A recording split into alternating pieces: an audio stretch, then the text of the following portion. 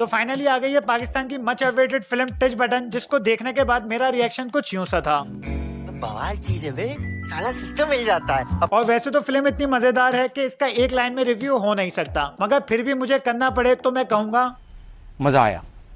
मगर उसके साथ साथ मूवी में छोटे छोटे नेगेटिव्स भी हैं, जिसके बारे में हम वीडियो के एंड में बात करने वाले हैं। तो तकरीबन 2 घंटे 5 मिनट की फिल्म आपको बोर तो बिल्कुल नहीं करने वाली, इस चीज की गारंटी मेरी है। तो फिल्म की कहानी शुरू होती है दो भाइयों जैसे यारों के बीच में मोहब्बत की एंट्री से, जिसमें एक तरफ बर्गर बॉय फिरोज खान तो दूसरी तरफ देसी लुक में फरहान सईद नजर आने वाले हैं। और इन दोनों के बीच लव एंगल में नजर आने वाली है सोनिया एस शकीला और ईमान अली एस लीना, जो पूरी फिल्म के अंदर अपने हुस्न से गजब ढा रही है। और इनके एक्टिंग स्किल्स देखने के बाद मुझे ऐसा लगा कि अब महवे शया टाटा बाय बाय होने वाली है। मगर इन सबके बीच एक इंसान को क्रेडिट देना जरूर बनता है, और वो है सुहेल अहमद। ये तो मौला जट शुरू हो गई। बंदे की कॉमिक टाइमिंग हो या emotion scenes, everything is on target. बल्कि मैं तो ये कहूंगा पूरी फिल्म के अंदर इनके कैरेक्टर ने काफी ज्यादा जान डाल रखी है। फिल्म का सबसे बड़ा प्लस पॉइंट है फिल्म की कॉमेडी, जो आपको हंसा हंसा कर आपके पेट में दर्द करवा सकती है। तो अगर अभी अभी आपका ताजा ताजा ब्रेकअप हुआ है तो इस फिल्म को जाके देख लो, सारे गम भूल जाओगे। क्योंकि फिल्म की कॉमेडी की पंच लाइन्स कुछ ऐसी हैं जो आपको कह के लगाने पे मजबूर कर सकती हैं। साकिब ने मैट्रिक कितने सालों में पास किया है? सिर्फ 2 साल में। और मैंने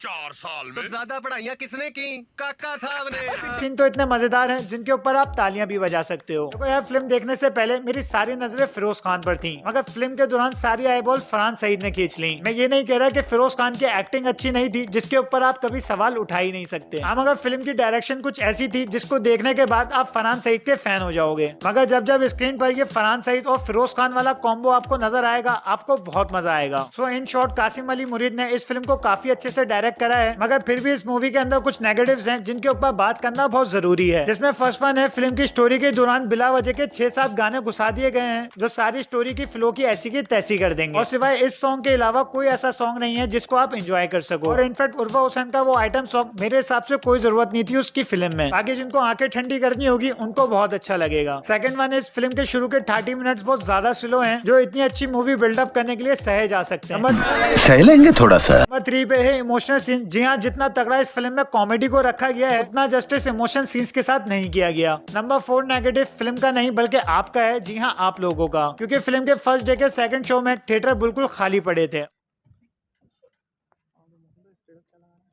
तो मेरी तरफ से फिल्म को 5 में से 4 स्टार। और क्या कर रहे हो यार, चैनल को सब्सक्राइब करो क्योंकि ज़रार का भी रिव्यू आने वाला है।